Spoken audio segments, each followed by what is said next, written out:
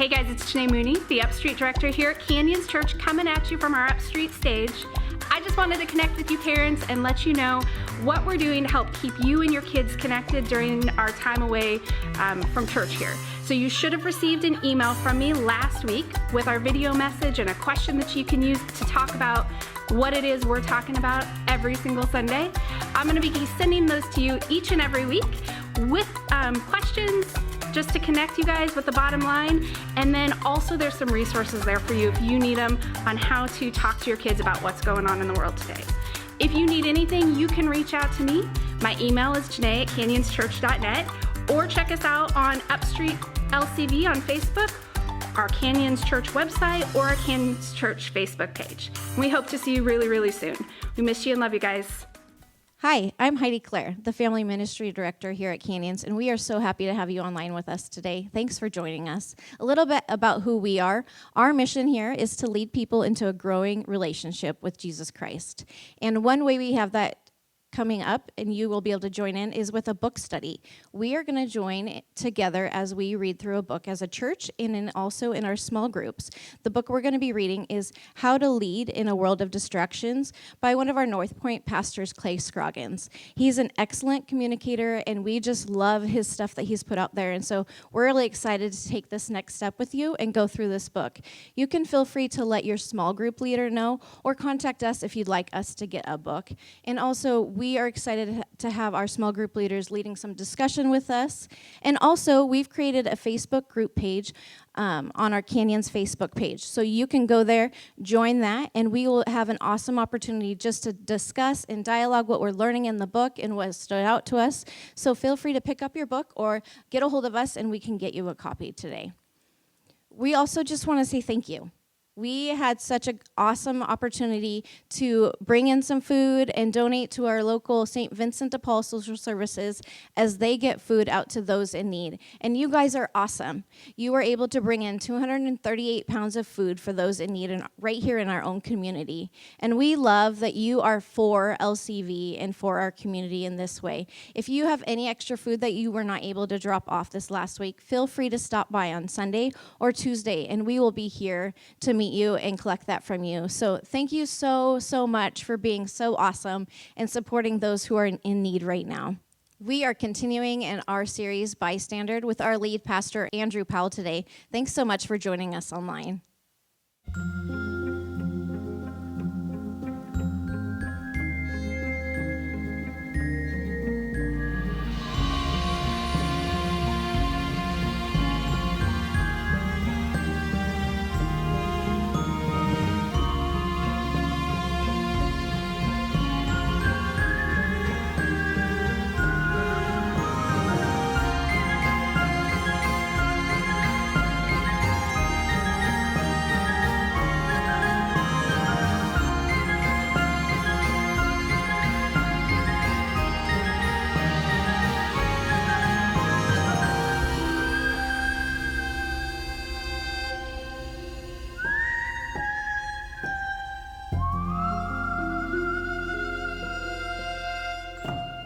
Thank you for tuning in today with us at Canyons Online, and we have a big question to ask right off the bat.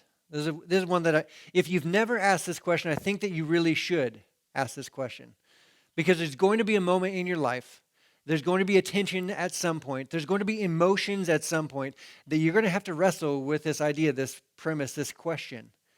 This is one that I've heard many variations of throughout the years of ministry, and it's simply this. Why would a good God allow bad things to happen? Why would a good God allow bad things to happen? For some of you, this might be your off-ramp from faith. You actually took an exit at this point. You're like, I can't reconcile the situation, the circumstance that I find myself in, the pain that I feel right now.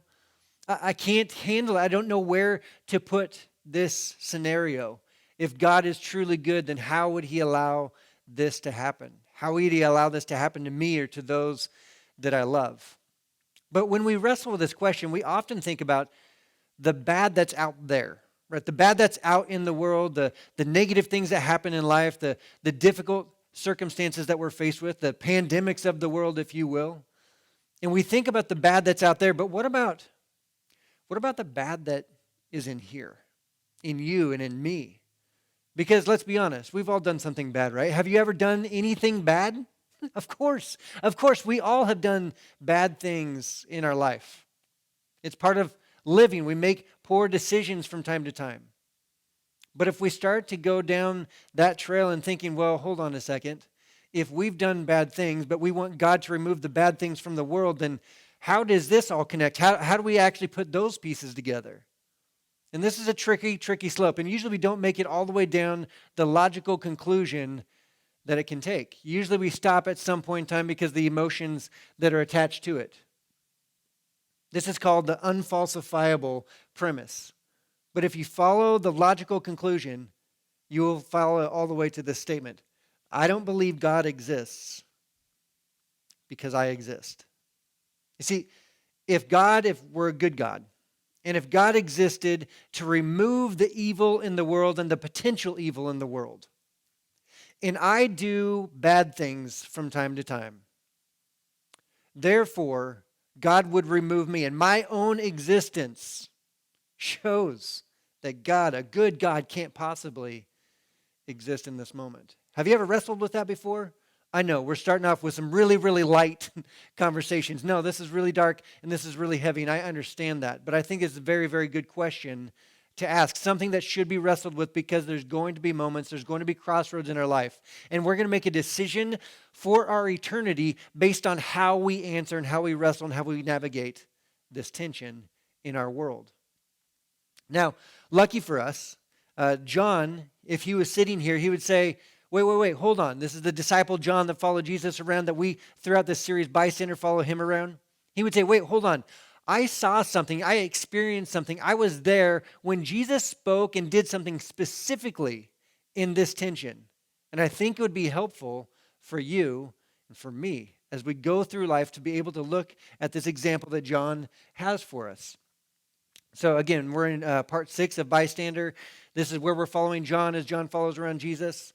John, who records not the whole entirety of everything that Jesus did, but some very specific moments that he calls signs.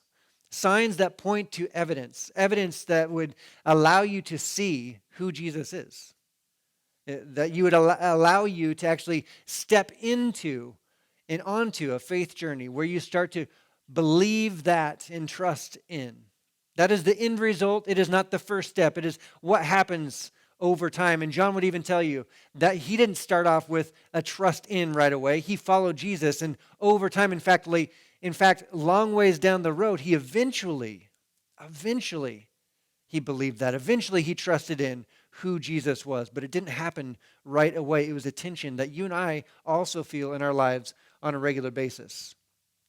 Now, Jesus, if we pick up where we left off, Jesus is in the vicinity of Jerusalem. You know, he just healed the blind man. And a little while later, he's still in the southern portion of Israel, and he's in a temple, and some of the religious leaders of the day, they start to question him. They ask him, like, Jesus, you're driving me nuts. Would you please just tell us, are you the Messiah or aren't you? Yes or no? It's an easy question. Just tell us very simply, very plainly. Just tell us, are you him or are you not? And Jesus is like, come on, guys. I've shown you. I've told you time and time again, if you just watch, if you just pay attention, but you don't want to believe in who I am. This is kind of one of those moments where Jesus, like something he ramps up, he steps into, he flips a switch somehow, some way. Like, okay, I'm just going to pull some of the stops. I'm not going to hold back as much as I had been before. I don't know if you play sports at all. I've throughout all my student ministry years that I did, I would play basketball with students, and this was all fun. I love playing basketball with students. And there's usually a moment where where I play down to their level, and we're having a good time, and then eventually someone starts chirping, someone starts talking trash, and like, come on, old man. And usually that's the saying that they make that just gets under my skin. You ever just get under your skin? Well, that's usually what happens. And there's some voice that comes over my head like, okay, we're going to remove all of the safety precautions, forget about the emotions attached to this, all systems go. And you just flip the switch and you're on. And you want to show them your greatness, right? And it's like this moment for Jesus. All of a sudden, he amps up, he ramps up, he steps forward into the greatness that he is. Not the full 100%, but a step in that direction. And we're going to see that in the next sign that John calls a sign in John chapter 11, verse 1. Now, a man named Lazarus was sick. He was from Bethany, the village of Mary and her sister Martha. This is about a day and a half's travel from Jerusalem. So the sisters sent word to Jesus, Lord, the one you love is sick. Now imagine this. Imagine being someone that is so close to Jesus that the messenger doesn't even use his name. He just says, the one that you love. There is a closeness in this relationship that they have. The one that you love is sick. The messenger actually, interestingly enough, when we look at the whole story kind of towards the end, we find out that the messenger goes to Jesus, starts to head back, and before the messenger is even back, right, on this journey, Lazarus dies. Lazarus has already passed away. In fact, right around the time that Jesus says this, when he heard this, Jesus said, the sickness will not end in death. No, it is for God's glory. Interesting that Jesus would say that this isn't going to end in death if it's already ended in death for Lazarus at this point. He introduces a new, painful, confusing category. That Jesus would say that this pain, this moment, is for God's glory. We talked about this a little bit last week, but this is even more so. This isn't just suffering with blindness like we talked about last week. This is loss of life. That this is going to be for God's glory. John would say, yeah, just buckle up. It's going to be bumpy. It's going to get worse than that. When he heard this, Jesus said, the sickness will not end in death. It'll be for God's glory, so that God's Son may be glorified through it.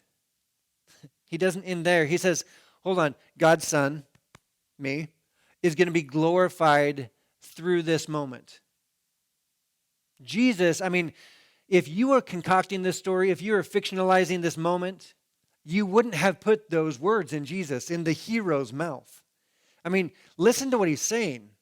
That this man is going to die, but I'm going to use this man's death. I'm going to use this moment for something greater, and it's going to actually bring God glory. It's going to bring me glory through this.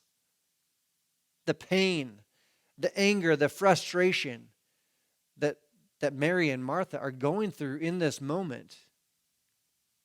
It's frustrating. And you may have experienced something like this in life, and you don't have an answer to it. How would a good God allow this to happen? Where is Jesus? Imagine Mary and Martha. They're in Bethany in this moment. They've sent the messenger. Lazarus dies. The messenger comes back. Where is Jesus? What is happening in this moment? Now John reminds us, Jesus loved Martha and her sister and Lazarus. Why does he say this? Why is this important for him to say? Because it's so dark at this moment. It's like, well, we need to know. You do still love them, right? You're still for them. This isn't about you. You still love them, right? And John would say, yes, he does. In fact, there's something else that's interesting here in this moment. Circumstances that they're going through don't dictate Jesus' love for them. We often feel distant from God. We often feel like the pain that we go through, the losses that we experience in life, that those are determining God's love for us. But that's not what this moment, that's not what John is actually communicating at this time. When he's watching all this unfold in front of him, he's recognizing something different, that the circumstances don't equate to God's love for the people. So, when he had heard that Lazarus was sick, he stayed where he was 2 more days. And then he said to his disciples, let us go back to Judea. This is interesting. They stick around. They don't do anything. They're inactive for 2 more days. Lazarus is dead. The disciples don't know this at this moment, but Lazarus has already passed away. But Rabbi, they said, this is kind of funny to me, but a short while ago, the Jews there tried to stone you, and yet you are going back again. And yet you are going back. You look at the words that they use here. You. You are going back. Don't you remember, Jesus? They almost killed you the last time that we were there, and us by association. And you are going to go back to them again. They're not saying we, they're saying you. This is one of those like, hey, do you think that this could be, you like isolation from time to time? Maybe this is just a you trip. Maybe you can just go by yourself, decompress on the journey there and back. It's a day and a half or so, a little over a day to get there. So it'd be just about the right time for you to kind of decompress and get there, spend your time, do your thing there, and then come back, and we'll be here waiting for you safely. Maybe we'll draw straws and a couple of us will go with you just so you're not all the way alone, but does everyone need to go? This is a you trip. Isn't this a you trip? This isn't a us trip. This isn't a we trip. This is you, right, Jesus? This is a you trip. And Jesus does that thing where he answers them, and he answers them to their heart, to what they're trying to communicate, but it's something that their head just doesn't probably latch onto right away. It doesn't really make sense to them immediately. Jesus answered, "Are there not 12 hours of daylight? Anyone who walks in the daytime will not stumble, for they see by this world's light." What? I'm sure that at this point, someone in the back of the room is just like, yep, that's a good word, Jesus. That's absolutely. Amen, brother, preach it. Like, hold on. This is just factual statements. Yes, it's easier to see at daytime instead of dark, and you stumble more at dark in the nighttime than you do during the day. John would attest to that. He's like, yeah, of course you do. I'm a fisherman. I've been up a lot in the dark. That's what John would say. I've been up a lot in the dark. It's a lot easier to stumble in the darkness than in the daytime. But Jesus is trying to explain something more to them. He says, it is when a person walks at night that they stumble, for they have no light. This we miss. We read right over. But what is he actually trying to communicate? What he's actually trying to communicate is that the 12 hours of daylight is an opportunity. He's already called himself the light of the world. And he's saying, I'm the light of the world. While I'm here, during the daylight, it's going to be easy for you to see and to navigate and to go about and do what you need to do. Don't waste the daylight, because eventually I'm going to leave. And when I do, when the light of the world leaves, it's going to be dark again. It's going to be more difficult for you to stumble through life. While the author of life is here, you should utilize him to make sense of the difficulties of life. See, there's an author. He's part of the New Atheists. He's fairly well known. He's very well versed, very well studied. He's very intelligent. And this is what he writes. His name is Richard Dawkins.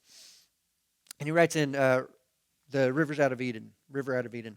There is at bottom no design, no purpose, no evil, and no good. Nothing but blind, pitiless indifference.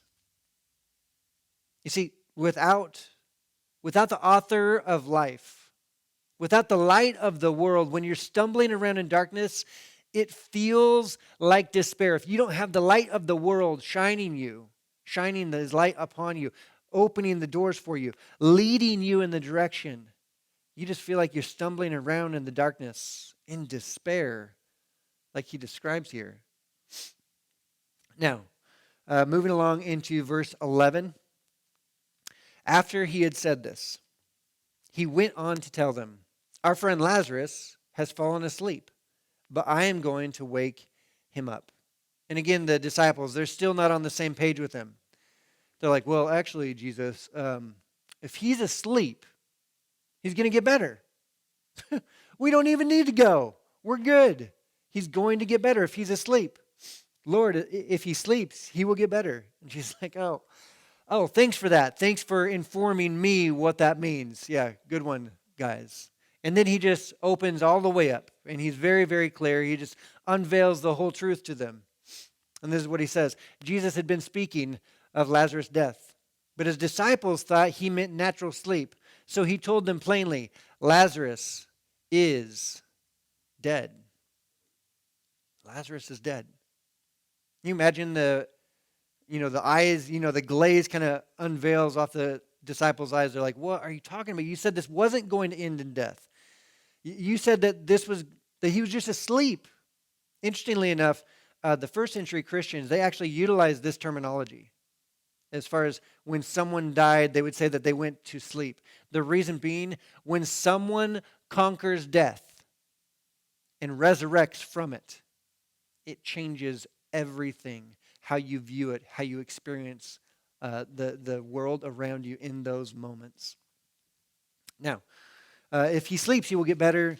Jesus, again, was talking to him plainly, says that Lazarus is dead, and for your sake. And then he says something that is so incredibly difficult, so incredibly painful, and seemingly, it's almost like he's not even sensitive to Mary and Martha and what they're going through in this moment. But he says, and for your sake, I am glad I was not there, so that you may believe, but let us go to him. For your sake, I am glad I was not there. Wait, Jesus, this is Lazarus. You love Lazarus. You're friends with Lazarus, the one you love. And yet you're allowing him to die. For your sake, I'm glad that I was not there, that I didn't do anything about it. This is so opposite of what people would expect from the Son of God, from the light of the world, to allow someone to die in this moment. And then he tells them, but let us go to him. For your sake, I'm glad I was not there. If you boil this down, he's saying that the disciples, and he's saying that your and our faith, our belief, what he hopes happens at the end result of this, our belief is more important than this death. And that is a difficult pill to swallow. That is difficult to navigate and to walk through. That is difficult to actually justify. That Jesus would rather us learn something in order to believe something and allow someone to die in place. That is difficult. That is difficult. Now, verse 16, Thomas speaks up. Thomas said to the rest of the disciples, let us also go, that we may die with him. And I'm not sure if he's just really excited, yeah, let's all go die together. Or maybe he's on the Eeyore page, the pessimist page, he's like, let's all go die together. But then they go back and he heads into Bethany, but he's kind of on the outskirts of town. And on his arrival, verse 17, on his arrival, Jesus found Lazarus had already been in the tomb for 4 days. So the timeline on all this, right? The messenger hadn't even returned yet, and Lazarus has already been dead. Now, this is interesting. Jesus misses everything. He misses the death. He misses the embalmment, the entombment, the funeral, everything that is surrounding someone's death. And there's other people that are there. There's plenty of other people that are there. They're there with Mary and Martha, with the family. They're mourning with them. They're going through the process together, walking through the stages of grief together. Jesus misses all of it. Now, if you've ever experienced loss to the degree that you get angry at God, the frustration just pours out, and you come up against that tension of, can I really be honest with God? Can I really be authentic with God?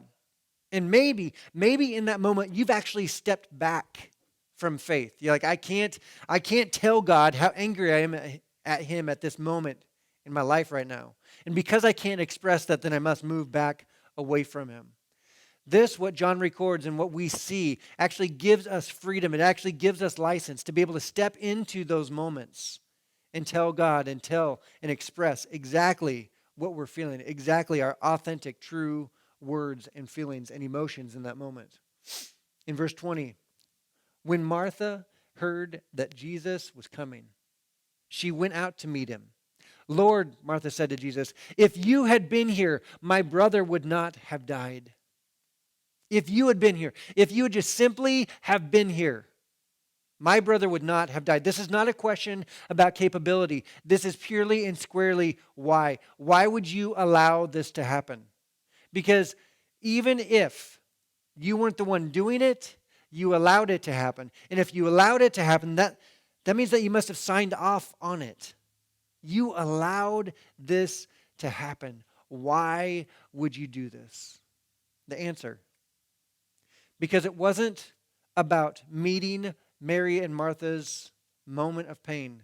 Jesus was utilizing this. He was orchestrating a sign. He was manufacturing a sign for generations to come, that we would recognize that God is for us and with us in the moment of our struggle, in the moment of our pain. He's making an example. He's making a sign for us to believe in something more. And in doing so, he allows the pain Mary and Martha are experiencing to be so heavy and so real to them. She continues on. She says, "But I know that even now God will give you whatever you ask." I know even now, God will give you whatever you ask. Even though that she's torn up. She has got the full weight of her emotions as she's struggling to find the words. And yet she still has some shreds of faith. And she's saying, I don't know why, I don't understand all this, but I know even now that if you simply say it, if you simply want it to happen, it will happen. I mean, this is fascinating to me because at this point, she's asking Jesus to do something that they've not seen him do before. I mean, we pray for healing because we've seen and we've read where Jesus and where that's happened before. Martha's asking that he would raise someone from the dead. They haven't seen that before. She's asking for something that is completely new to this moment. So she kind of, he answers her actually. Jesus answered her, "Your brother will rise again." And she thinks that he's kind of the Bible answer guy, like, oh yeah, you're gonna kind of sermon illustrate me right now. You're gonna try to tell me that this is gonna work out in the end, that it's all for good in the end, and that this is gonna be okay. That might be real, that might be encouraging in a while. But right now, in my midst of my turmoil, in the midst of my pain, in the midst of my despair and my grief, that's not what I want. I don't want a sermon right now, Jesus. Martha answered, "I know he will rise again in the resurrection at the last day." Yeah, I know. We're supposed to believe there's going to be, everyone's going to raise back up. We're going to be okay. The end result is going to be okay. But I don't want to wait until the last day. I hope that you are going to be here before then. I had hoped that you weren't going to use my moment of pain as an illustration. And Jesus does something so unique. He steps into this moment with her. He says, "I am the resurrection and the life." He's not utilizing this as a sermon illustration. I am the resurrection and the life. Something you need to know about this right now. I am the fulfillment. I am the embodiment of your hopes. I am what you're hoping for in this moment. I am the resurrection and the life. This is personification. It is not a classification. Continuing on. He says, "I am the resurrection and the life. The one who believes in me will live, even though they die. And whoever lives by believing in me will never die." This is kind of confusing. It's like death happens, but it's not what we expect it to be. You may die, but you won't. And he's looking at her, and she's processing all of this. She's got her emotions that she's dealing with, the grief and the loss that she's dealing with. She confronted Jesus over all this, so she's got all kinds of stuff going on. And then he answers with this big, huge, massive statement. "I am the resurrection and the life." And he continues to tell her a little bit about what that means, but it's confusing. And he leans in and he asks her, "Do you believe this? Do you believe this?" And she probably pauses. She probably hesitates for a moment as she gathers her thoughts. All the unknowns, all the misunderstandings, all the "I don't get it," all of those points that are firing away at her in life. She pauses, she thinks, she processes, and then she responds. "Yes, Lord," she replied. "I believe that you are the Messiah, the Son of God, who is to come into the world." I don't understand why you're doing this, why you're allowing this. I don't understand all this. But when it boils down to it, regardless of what I'm facing, what I know, what I believe is that you are the Messiah, the Son of God. That's what I know. Even though I'm dealing with so much pain right now, even though I'm struggling with you allowing this to happen to me, I still believe, I still know who you are. It's a really cool moment that they have. Martha goes back to her house. She probably tells Mary immediately kind of about this experience. And Mary decides that she's going to go now and have her own conversation with Jesus. So Mary goes out to Jesus. And when Jesus saw her weeping, in verse 33, when Jesus saw her weeping, and the Jews who had come along with her also weeping, he was deeply moved in spirit and troubled. Jesus sees her weeping. And there's a large group of Jewish people that, Jews that were there with her, that were mourning along with her. And they come out also with Mary after they hear what Martha said. I mean, they're grieving the loss of their brother and their friend. And Jesus sees and is moved by them in their pain. And this is one of the most unique moments coming up that I've ever read anywhere. He asked them a simple question. He says, "Where have you laid him?" he asked. "Come and see, Lord," they replied. See, this is the uniqueness of all this. He's about to do something that will remove all of their pain. He's going to bring them joy. He's going to save the day. And rather than running through all of that to get to the win, he decides to do something that is so incredible, so unique, so personal. I mean, he steps into their emotional space to experience it and to be with them in it. This is divine empathy. Brene Brown is an incredible author. She's written a bunch of books. She says this about empathy. Empathy is communicating that incredibly healing message: you're not alone. You're not alone. And Jesus, rather than rushing through this moment and getting to the other side and getting to where everyone's happy again, he sits with them in their moment of pain. Like I said, this divine empathy. And in verse 35, chapter 11, John says that Jesus wept, knowing that he was about to heal, knowing that he was about to bring Lazarus back from death. I'm going to give it away. But knowing he was about to do that, he sits with them in their pain, and he wept. Then the Jews said,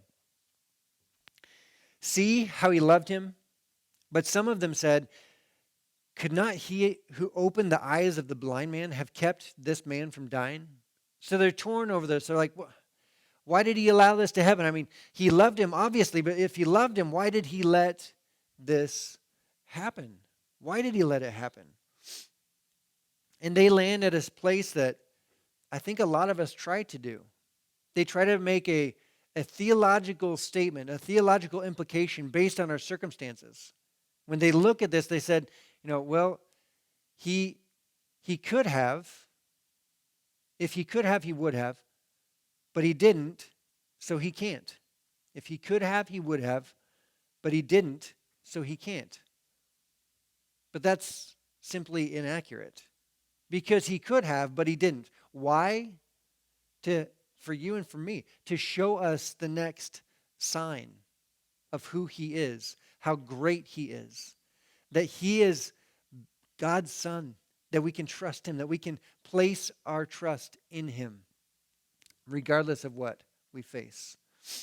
Now, Jesus, again, he's deeply moved. Moving forward in verse 38, Jesus, once more deeply moved, came to the tomb. "Take away the stone," he said. Which have you ever seen someone that They're kind of terrified about what might happen, so they step back, but they're also super fascinated and interested what's going to happen. They probably lean in. So this is a step back and lean in moment. They step back, they lean in. And Martha actually responds in this moment, because think about this. I mean, her brother's been buried for 4 days. This is what Martha says. But Lord, said Martha, by this time there is a bad odor, for he has been there 4 days. You might not want to do that, Jesus. That's probably a bad idea. I mean, think about this.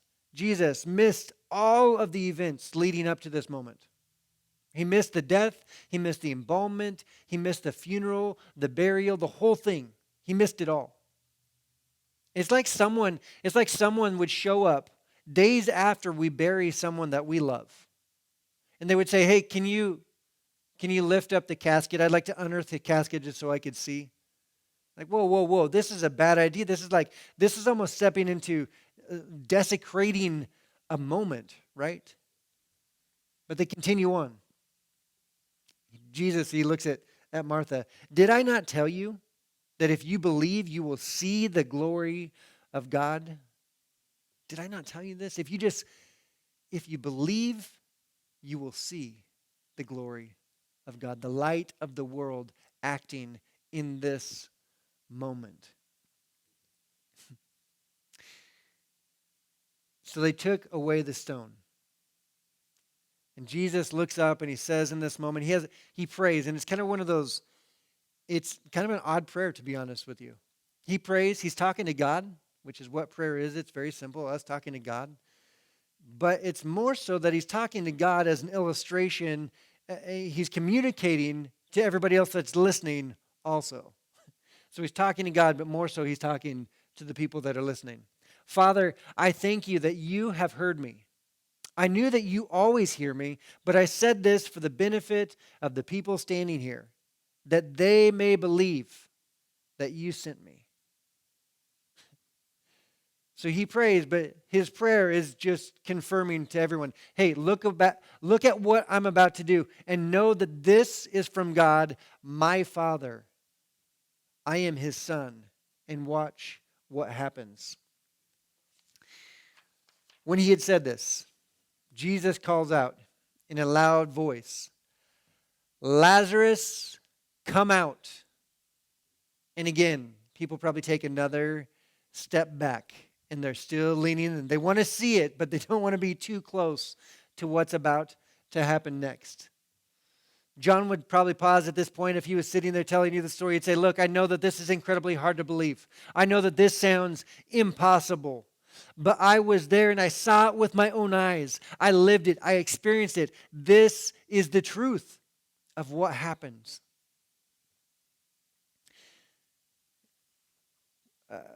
The dead man came out, his hands and feet wrapped with strips of linen and a cloth around his face. Jesus said to them, take off the grave clothes and let him go. I mean, he comes out mummified, basically. I mean, he's wrapped up in stuff. He's got, a cloth over his face. He's been embalmed, right? That's what he is. He steps out in his embalmment, in all of these things that are wrapped around him. And people are probably stunned in that moment because there is life that was wrapped in death. In your world, in your life right now, is there some aspect of your life that is actually wrapped in death that needs to be unwrapped like Lazarus was? Now, I like this next part that that John gives us this statement. As if we couldn't possibly believe this. This is so obvious what he says. Therefore, many of the Jews who had come to visit Mary and had seen what Jesus did believed in him. Yeah, I bet they did. I bet they, after experiencing their friend die, after going through the whole, embalmment, funeral process, after burying him, after seeing all that happen and being part of it in a very, very public manner, for days on end, they're experiencing this. They're there with them. And then they see Jesus show up, and in the light of day, calls forth his friend that he loves and he walks out of the tomb alive. And if you saw that happen, you'd probably say, yeah, I believe. I don't know how it happened. I don't understand how it happened, but I'm in. I believe what I saw with my own eyes. And what John is inviting us to do, John is inviting us to see through his eyes. I mean, this happened 2,000 years ago, but I'm telling you, I was there. This is what I saw. Just look through my eyes. And if you do so, if you see what I saw, if you believe what I'm saying, John's hope is that we will land at the same conclusion that he landed at eventually. That Jesus was the Messiah, the Son of God. Now, this is also a catalyst moment, because as this incredible sign happens, right, this man that was dead in a very public way, he's very well known in the area, in the city, in the town that he was part of. People knew who he was, and he died, and they had the funeral, they did the whole deal. And then Jesus comes along, also in a very, very public way, raises him from the dead. This catalyst moment actually forces the hand of the religious leaders that are deciding to be willfully blind, that there's something to see, and they choose not to look upon it. They're keeping the blinders on. They will not look at what Jesus is doing because Jesus doesn't fit the narrative. He doesn't fit the puzzle piece that we talked about last week. He doesn't fit what they expect the Messiah to be like. So they've predetermined, they've decided he is not the Son of God. And because he's not the Son of God, then this is wrong and we got to stop this. So they have this meeting. The religious leaders have this meeting. They get together. We have to do something now. There's too many people that are jumping on the Jesus bandwagon. There's too many people that are starting to believe we're going to lose the authority. We're going to lose the momentum. We're going to lose the crowds. So they come up with this meeting, and eventually one of the people that were at this meeting shares this with John, what they talked about. And in verse 48, it says, if we let him go on like this, everyone will believe in him, and then the Romans will come and take away both our temple and our nation. As if they could do anything to force Jesus. They couldn't take away his life. He laid it down. But they were fearful. They were fearful about what they could lose. And they completely missed what was being offered to them right there in their midst. The Messiah, the Son of God. They could have joined in what he was doing, and instead they fought and they battled against it. They make this decision that both Jesus and Lazarus then, they needed to find a way to kill him, to end their lives. They needed to wipe them out in order that this wouldn't happen, that they wouldn't lose their authority, the power that they'd obtained. That's what they're afraid of. John wrote about these type of men in this situation earlier in John chapter 3, verse 19. Light has come into the world. Jesus showed up. But people loved darkness instead of light because their deeds were evil. They were choosing rather to keep the blinders on than to see and to look upon the light of the world instead. And John would tell you, I'm just a bystander here. I just had the opportunity to see what Jesus did. And seeing is believing.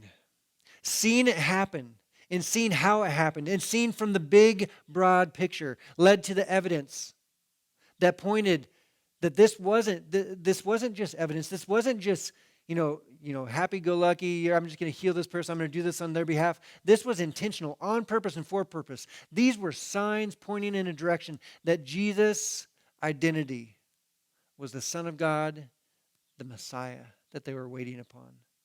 John leaves us later on with a purpose statement in John chapter 20, verse 31. He said, these are written that you may believe that Jesus is the Messiah, the Son of God, and that by believing you may have life in his name. I know it's difficult to deal with the pain of life, but I can promise you and I can tell you right now that in spite of your pain, and in spite of what you've gone through, that there's a God that loves you, that knows of your situation, your circumstances, and wants to be with you in your moments of pain. He wants to be there with you, empathize with you. Not only that, but he has something in store for you as well. Now we're going to continue on in this series. Next week we're going to conclude in Easter. But let me pray for us real quick right now. Dear Heavenly Father, we thank you for everything that you've done for us. We know that there's moments in life that it's difficult to be thankful because of the pain that's attached to it. God, I pray that you would help us to stand and see that you are with us in those moments. And not only that, but you have hope available to us in spite of our pain, in spite of our circumstance, that you have something available and offered to us. You have peace for us, that we can walk forward in life knowing that you are the Son of God, you are the Messiah, that the claims that you made were substantiated by these signs, and even more so, by your death and resurrection, that you punctuated your claims. Lord, we thank you that you are allowing us to see through John's eyes what happened and to see the importance and the gravity of these moments. God, I pray that you would help us to move forward, take a step in your direction towards faith, towards belief. In your name I pray. Amen. Now, we do have a couple things real quick before you hop off. Good Friday is coming up, and we're going to do something online on Facebook. I'm going to send out an email this week, and it's going to include what we want to do, our plan in there, so take a look at that. Be ready for that. We're also going to post that on Facebook as well. And then we have Easter coming up also. And just a little hint, I'm not going to be the only one on stage. We're actually going to have our band back up on stage on Easter. We're really, really, really excited about it. Can't wait for that to happen. Next week is Easter, so that'll happen Sunday at 10 a.m. is when we will upload and have all that service available for you online. And then finally, How to Lead in a World of Distraction by Clay Scroggins. This is going to be discussed in our Facebook group, and we would love for you to actually join in the dialogue with us there as we get started. So pick up those books if you can, and we'll get going on that shortly. Hope you have a great week, and we'll see you online. We'll see you soon.